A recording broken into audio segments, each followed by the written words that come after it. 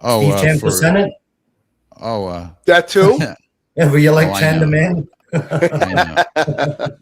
No, of course I need money. It's the Senate district is a huge one, and unfortunately, these days, it does cost a lot of money to run a campaign of this magnitude.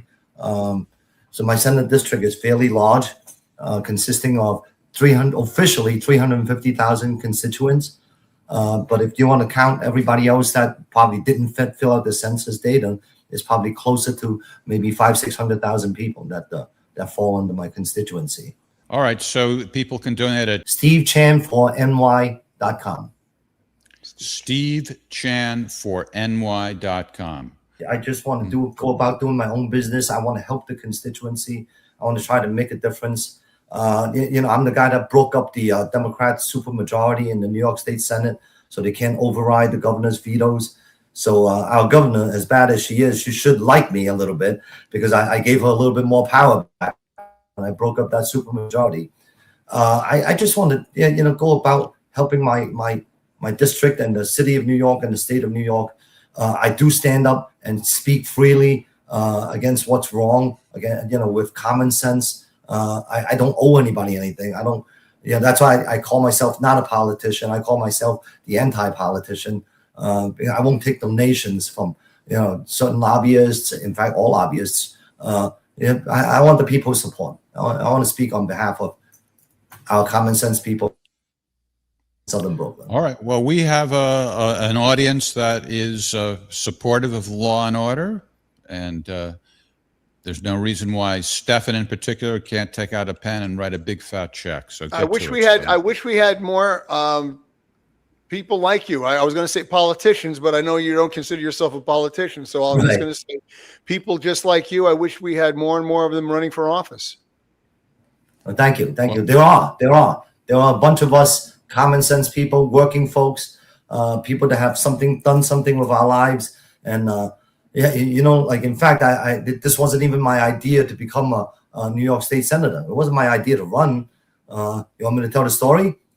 Sure. I'm a retired cop. After 27 years, I was the PTA president of one of the most famous middle schools in New York State.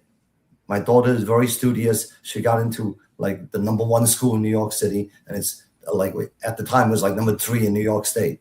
Mm-hmm. And so I was dealing with 1,000 Tiger moms and dads, and I guess some of them turned to the Kings County GOP and told them, we have an immigrant who's a U.S. Marine, who's an NYPD retired sergeant, who's an entrepreneur, who's a property owner, who's a homeowner, who sent 2 girls through public school. You might want to take a look at him, as a candidate.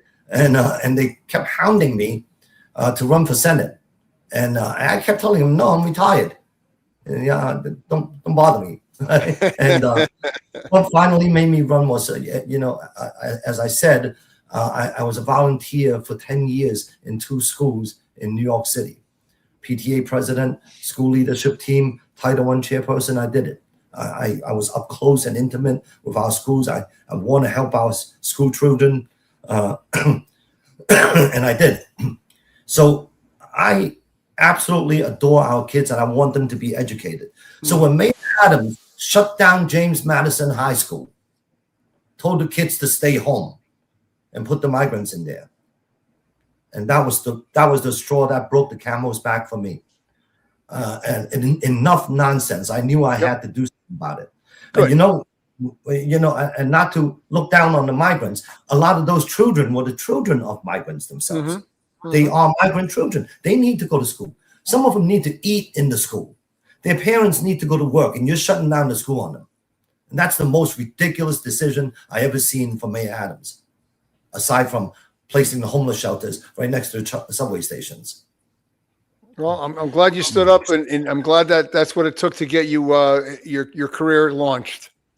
Right. Thank you. And Greg, with regard to your hope that other politicians will emulate him, we heard earlier that Steve's opponent is emulating him. So maybe it's a trend in blue New York. Right. If the 2 opposing candidates are both pro police officers, I mean. Yeah.